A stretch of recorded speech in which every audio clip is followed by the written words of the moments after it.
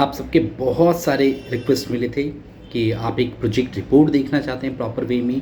जो BCA-MC programme के student हैं, जो टेक्निकल स्टूडेंट हैं, वो एक पूरा प्रोजेक्ट देखना चाह रहे थे कि किस तरह का पूरा प्रोजेक्ट का होता है, कैसा फॉर्मेट होता है प्रोजेक्ट का और कैसे आप पूरा प्रोजेक्ट बना सकते हैं, है ना। तो आज की ट्यूटोरियल्स में आपको मैं पूरा प्रोजेक्ट ओवरव्यू कराने वाला हूँ। पूरा जो रिपोर्ट होता है, बेसिकली रिपोर्ट कैसा होता है, उसमें कौन कौन से सेक्शंस होते हैं, किस तरह से रिपोर्ट दिखता है, रिपोर्ट में कितने पेजेस होने चाहिए, क्या क्या लिमिटेशंस होती हैं, कैसे आप रिपोर्ट सबमिट करें तो एक बार में अप्रूवल मिल जाए। ये सारी बातें आज के वीडियो में कवर होगा। तो सबसे पहले मैं इंडेक्स पेज से स्टार्ट करता हूँ। आप स्क्रीन पे देख पा रहे होंगे इंडेक्स पेज को। इंडेक्स पेज बेसिकली आपके आप जो भी रिपोर्ट बनाना चाहते हैं उसका फर्स्ट पेज होता है। इसके ऊपर कवर पेज भी होता है। कवर पेज को मैंने यहाँ से हाइड कर दिया। उसमें स्टूडेंट की इन्फॉर्मेशन होती है। स्टूडेंट की इन्फॉर्मेशन सिक्योरिटी रीजन से मैंने नहीं रखा है इसमें। और उसके बाद जो इंडेक्स पेज होता है, इंडेक्स पेज में बेसिकली आप जो जो कंटेंट लिखने वाले हैं अपने रिपोर्ट में, वो सारा कंटेंट आप इंडेक्स पेज में लिखते हैं। वही सारे कंटेंट यहाँ पे लिखे गए हैं, जैसे टाइटल ऑफ प्रोजेक्ट है, इंट्रोडक्शन है, स्कोप है, प्रोजेक्ट कैटेगरी है, ये सब होता है। तो एक एक करके इन सब के बारे में समझिए और पूरा एक रिपोर्ट कैसे तैयार हो सकता है ये समझिए। आपने मेरी प्रीवियस वीडियो या बहुत सारी वीडियोस मैंने वैसे अपलोड तो की हुई हैं। आपने साइनॉप्सिस वाली वीडियो ज़रूर देखी होंगी। अगर आपने नहीं देखी तो साइनॉप्सिस वाली वीडियो सर्च करके देख लीजिए, वो डिस्क्रिप्शन में उसका लिंक भी मिल जाएगा। अब आप ये मानिए कि आपकी साइनॉप्सिस सबमिट हो चुकी है और अप्रूवल आ चुका है। अप्रूवल आने के बाद आपको एक रिपोर्ट सबमिट करनी होती है, ठीक है। ये दो बातें याद रखनी है। साइनॉप्सिस सबमिट करने के बाद आपको अप्रूवल चाहिए होता है और देन आपको रिपोर्ट सबमिट करनी होती है, ठीक है। जितने भी मास्टर्स प्रोग्राम है, चाहे वो BCA या कोई बैचलर्स प्रोग्राम है, BCA है, MCA है, या कोई PGDCA है, या कोई भी प्रोग्राम है, MARD है, इस तरह की जितनी भी मास्टर्स लेवल के प्रोग्राम है, सब में एक प्रोजेक्ट ज़रूर होता है। इग्नू में भी होता है और इग्नू के अलावा भी बहुत सारी यूनिवर्सिटी जिसमें प्रोजेक्ट होता ही होता है। तो उसमें दो पार्ट होता है। सबसे पहला पार्ट है आपका साइनॉप्सिस अप्रूवल का। साइनॉप्सिस सबमिट करने के बाद यूनिवर्सिटी आपको परमिशन देती है रिपोर्ट बनाने की, और जब रिपोर्ट बन जाती है तो अभी आप ट्यूटोरियल में देख रहे हैं कि रिपोर्ट बनती कैसी, कैसा होता है रिपोर्ट, और रिपोर्ट को सबमिट कैसे करना है, ठीक है ना। इंडेक्स पेज आप देख पा रहे होंगे। इंडेक्स पेज में आपने देखा कि ये सारे सेक्शंस होने चाहिए। लाइक आपका टाइटल क्या है, इंट्रोडक्शन क्या है, इसको मैं एक एक करके आपको समझाता चलता हूँ, ठीक है ना। टाइटल, इंट्रोडक्शन, स्कोप हो गए, उसके ऑब्जेक्टिव हो गए, आपके प्रोजेक्ट का ऑब्जेक्टिव क्या होना चाहिए, कैटेगरी किस तरह की कैटेगरी आपके प्रोजेक्ट की, कौन कौन सी टेक्नोलॉजी आपने यूज़ किया प्रोजेक्ट में, प्रॉब्लम डेफिनेशंस क्या है। प्रॉब्लम डेफिनेशंस का मतलब है कि आप जो प्रॉब्लम सॉल्व करने वाले हैं वो क्या सॉल्व है, क्या सॉल्यूशन आप दे रहे हैं। और ये जैसे मॉडल डिस्क्रिप्शन, ये सब जो मेंशन है, ये सब करते करते आप इसमें इनपुट स्क्रीन, आउटपुट स्क्रीन और सोर्स कोड, डाटाबेस कोड, ये ज़रूर लगाते हैं। प्रीवियस वीडियो से क्लियर हो गया होगा कि साइनॉप्सिस में भी ऑलमोस्ट इसमें से बहुत सारे सेक्शंस होते हैं, लेकिन रिपोर्ट में आपको स्पेशली ध्यान रखना है कि आपकी इनपुट स्क्रीन होनी चाहिए, आपके आउटपुट स्क्रीन होनी चाहिए, सोर्स कोड होने चाहिए और डाटाबेस का कोड होना चाहिए। ये उनके लिए कंपलसरी है जो BCA, MC या कोई भी टेक्निकल प्रोग्राम के स्टूडेंट है। अगर कोई टेक्निकल प्रोग्राम के स्टूडेंट नहीं है तो उनके लिए रिकमेंडेशन है कि यहाँ पे कोड की जगह पे उनका सर्वे का डाटा लगता है, उनका सैम्पल साइज लगता है ना। तो वो भी मैं किसी ना किसी वीडियो में कवर किया ही हूँ और भी आगे भी कवर करूँगा। फिर भी अगर कोई क्वेश्चंस रह जाए आप मुझे बेझिझक कॉल कर सकते हैं, व्हाट्सएप कर सकते हैं, ओके। ये जो सेक्शन आप देख पा रहे हैं ये टाइटल ऑफ प्रोजेक्ट है। टाइटल को मैंने सिक्योरिटी रीजन से हाइड कर दिया है, क्योंकि टाइटल अगर मैच होते हैं तो रिजेक्शन के चांस बढ़ जाते हैं, है ना। इंट्रोडक्शन ऑफ प्रोजेक्ट, इंट्रोडक्शन दे दिया है कि कौन से टॉपिक पे मैं प्रोजेक्ट बनवा रहा हूँ स्टूडेंट से, वो कैसे सबमिट करेंगे, उसमें क्या क्या फंक्शन परफॉर्म होगा, किस किस सेक्शन पे वर्क किया जा सकता है, स्कोप क्या होगा, उसका ऑब्जेक्टिव क्या होगा उस प्रोजेक्ट का, ये सब मेंशन है इन चीज़ों में। इसके बाद प्रोजेक्ट कैटेगरी बहुत इंपॉर्टेंट पार्ट है, आपको बताना पड़ता है, टेक्निकल स्टूडेंट को बताना पड़ता है इस जगह कि वो किस लैंग्वेज में कोडिंग कर रहे हैं। और जो टेक्निकल स्टूडेंट नहीं है, जैसे MARD के स्टूडेंट हैं या कोई मास्टर्स के स्टूडेंट हैं जिनमें कोडिंग की रिक्वायरमेंट नहीं होती, तो वहाँ पे इसकी जगह पे सर्वे की रिक्वायरमेंट होती है। तो आप सर्वे करते हैं, सर्वे के टेक्निक्स यूज़ करते हैं, किस तरह से सर्वे किया आपने, डाटा कितने डाटा कलेक्ट किए, प्राइमरी डाटा क्या था, सेकेंडरी डाटा क्या था, ये सब उन प्रोग्राम के लिए।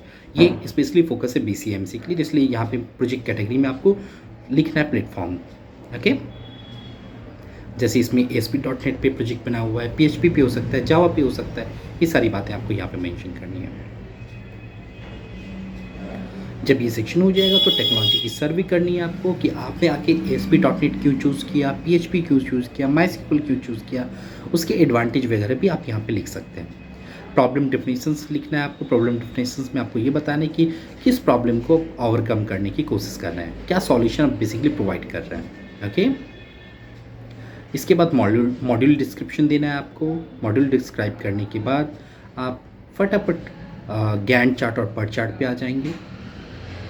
जब ये कंप्लीट हो जाए तो सिस्टम रिक्वायरमेंट स्पेसिफिकेशन आपको बनाना है कि आखिर आप किस सॉफ्टवेयर पे बना रहे हैं, आपका हार्डवेयर क्या होना चाहिए, आपका सॉफ्टवेयर क्या होना चाहिए, मिनिमम कॉन्फ़िगरेशन क्या होना चाहिए आपके प्रोजेक्ट को रन कराने के लिए, ये सब आप मेंशन कर सकते हैं इसमें। SDLC के फेज लिखना है आपको। सिस्टम डेवलपमेंट लाइफ साइकिल में कौन से मॉड्यूल आपने यूज़ किए हैं, किस तरह से आपने किया, स्पायरल चूज़ किया या वाटरफॉल चूज़ किया, अगर वाटरफॉल चूज़ किया तो क्यों किया, ये सब आपको यहाँ पे मेंशन करना होता है बेसिकली। यूज केस डायग्राम आपको बनाने हैं, DFD बनाना है, ER डायग्राम बनाना है, ER डायग्राम, ये सबको मैंने सेपरेटली भी एक्सप्लेन किया हुआ है और यहाँ पे मैं आपको पूरा दिखा भी रहा हूँ, रिप्रेजेंट कर भी रहा हूँ कि इस तरह के ER डायग्राम होते हैं जो आपको बनाने हैं। ठीक है, फिर भी कोई क्वेश्चंस हो आप मुझे कॉल कर सकते हैं।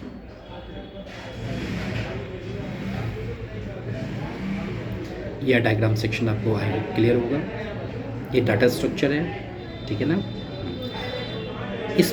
इस स्क्रीन से स्टार्ट होती है इनपुट एंड आउटपुट स्क्रीन। ये प्रोजेक्ट का बहुत ही इंपॉर्टेंट पार्ट है। आपने जिस भी इंटरफेस पे अपने प्रोजेक्ट को तैयार किया है उसका इनपुट स्क्रीन क्या है और आउटपुट स्क्रीन क्या है। इनपुट का मतलब है कोड विंडो कैसा है, आप जब कोड कर रहे थे तो उसका जो सॉफ्टवेयर का इन्वायरमेंट था वो क्या है, कैसा है, वो आपको दिखाना है। और अगर ये रन कर रहा है ब्राउज़र पे तो कैसा दिख रहा है ये आपको बताना है। अभी आपके स्क्रीन पे जो दिख रहा है स्टूडेंट इन्फॉर्मेशन हिडन, यहाँ पे आपको अपने बेसिकली नेम रखने हैं, आपका एनरोलमेंट नंबर रखना है ना, जिससे यूनिवर्सिटी को लगे कि ये प्रोजेक्ट आपने डेवलप किया। और बेसिकली इस स्क्रीन में स्टूडेंट के नेम ही थे जिसके ऊपर स्टूडेंट इन्फॉर्मेशन हिडन लिखा गया है और कॉल फॉर सपोर्ट लिखा गया है ताकि स्टूडेंट की इन्फॉर्मेशन सेफ रहे, है ना। इन द सेम वे आपका अबाउट अस पेज कैसा है, कॉन्टेक्ट अस के पेज कैसा है, जितने भी पेजेस आपने बनाए हैं वो सब यहाँ पे कौन कौन से मॉड्यूल्स यूज़ किए हैं वो सारा आपको यहाँ पे मेंशन करना है। ये रजिस्ट्रेशन का पेज हो गया तो रजिस्ट्रेशन का पेज कैसे बनेगा, फॉर्म कैसे सबमिट होगा, एडमिन पैनल कैसा होगा, यहाँ ये एडमिन मॉड्यूल है तो एडमिन पैनल कैसे बनाना है, ये सारी जानकारी है इसमें। स्टॉक मॉड्यूल कैसे मैनेज कर रहे हैं आप उसकी जानकारी है यहाँ पे। पेमेंट कैसे होगा, बेसिकली अगर आप कोई परचेज़ करेगा तो यहाँ से पेमेंट कैसे होगा उसकी जानकारी है यहाँ पे। तो इस तरह से आपको पूरे इनपुट स्क्रीन बनाने हैं। और जब आपका इनपुट स्क्रीन कॉन्टेक्ट सेक्शन हो गया, जितनी भी इनपुट स्क्रीन की रिक्वायर्ड फील्ड है वो सब जब कंप्लीट हो जाएंगे तो आपको आउटपुट स्क्रीन बनानी है। आउटपुट स्क्रीन का मतलब ये है कि जब ये प्रोजेक्ट ब्राउज़र पे रन हो रहा होगा तो कैसा दिखेगा। तो ये रन करता हुआ प्रोजेक्ट है, ये ब्राउज़र पे इसका डिटेल भी है ना। तो इस तरह से आपके आउटपुट स्क्रीन रेडी हो जाएंगे। जब इनपुट और आउटपुट रेडी हो गया तो आपको लगाना है सोर्स कोड, जो भी आपने कोडिंग किया है, जिस कोडिंग से आपने ये बनाया है। तो ये सारा सोर्स कोड है जो आपके सामने स्क्रॉल हो रहा है, ये सब सोर्स कोड है। कोड के हिसाब से आप ये सब कुछ प्लान करेंगे और उसके बाद आप ये सब डिज़ाइन करेंगे, ठीक है ना। ये पूरा सोर्स कोड आप देख पा रहे हैं, एक पूरा कोडिंग पार्ट है। आपने जो भी कोड यूज़ किया उसमें उसको ज़रूर लिखना है, आपको प्रॉपर वे में लिखना है ताकि यूनिवर्सिटी को ये लगे कि आपने जो कोडिंग किया वो कैसे किया है। कोड देख के उन्हें पता चल जाता है कि आपने कितना किया है, सही किया है या नहीं किया है ना। वो सारी इन्फॉर्मेशन आपकी रिपोर्ट में होनी चाहिए। और जो स्क्रॉल कर रहा हूँ ये सब इसका कोड पार्ट है, काफ़ी ज़्यादा कोड हो जाते हैं इसलिए इतना टाइम लग रहा है ना। हर एक पेज के आप अगर ध्यान से देखेंगे तो हर एक पेज का कोड यहाँ पर मैंशन किया गया है।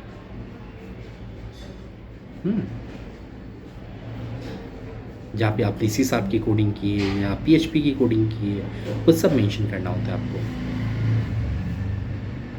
जब कोड पार्ट हो जाए तो इसके बाद डाटाबेस पार्ट आपको दिखाना है कि डाटाबेस आपने कैसे मैनेज किया है, डाटाबेस में आपने कितने टेबल्स बनाए हैं, डाटाबेस का नाम क्या रखा है, उसका कनेक्शन कैसे किया है। ये सब जब हो जाए अभी डाटाबेस वाला पार्ट भी आ जाएगा, आपको विजिबल हो जाएगा स्क्रीन पे। अभी ये कोड पार्ट चल रहा है ना, डाटाबेस के भी कोड आ जाएंगे। ये CSS पार्ट चल रहा है, उसी के अंदर डाटाबेस के कोड ऑलरेडी रखे हुए हैं जो स्क्रॉल हो गया ऊपर की तरफ। टेस्टिंग आपको ज़रूर लिखना है। आई होप डाटाबेस क्लियर होगा। डाटाबेस के कोड्स होते हैं, तो उसको लगाना है आपको, कोड को टेस्टिंग पार्ट्स लगाने हैं।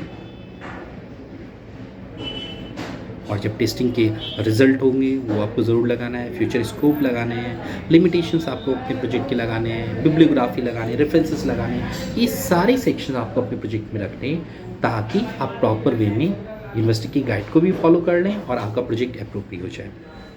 मैंने जो भी आपको सेक्शंस दिखाएँ, जो भी बताएँ उसको फॉलो कीजिए। 100% एश्योरिटी कि आपका प्रोजेक्ट अप्रूव होगा ही होगा। बस ध्यान रखना है आपको कि आप कॉपीड प्रोजेक्ट यूज़ ना करें, कि कोई भी टॉपिक कॉपी नहीं होना चाहिए, कंटेंट कॉपी नहीं होना चाहिए। आप खुद से सारी चीज़ें बनाइए। और अगर आप नहीं बना पा रहे हैं, आपको क्लैरिटी नहीं मिल पा रहा, विज़न नहीं मिल पा रहा, तो आप मुझे कॉन्टैक्ट कर सकते हैं, हमारी टीम को कॉन्टैक्ट कर सकते हैं। ये डेफिनेटली आपको हेल्प करेंगे और आपके प्रोजेक्ट को अप्रूव ज़रूर कराएंगे। ठीक है, कोई भी क्वेरी है आप मुझे कॉल कर सकते हैं, अपने डाउट्स पूछ सकते हैं और ऐसे ही वीडियो आपको मिलते रहेंगे। Thank you so much.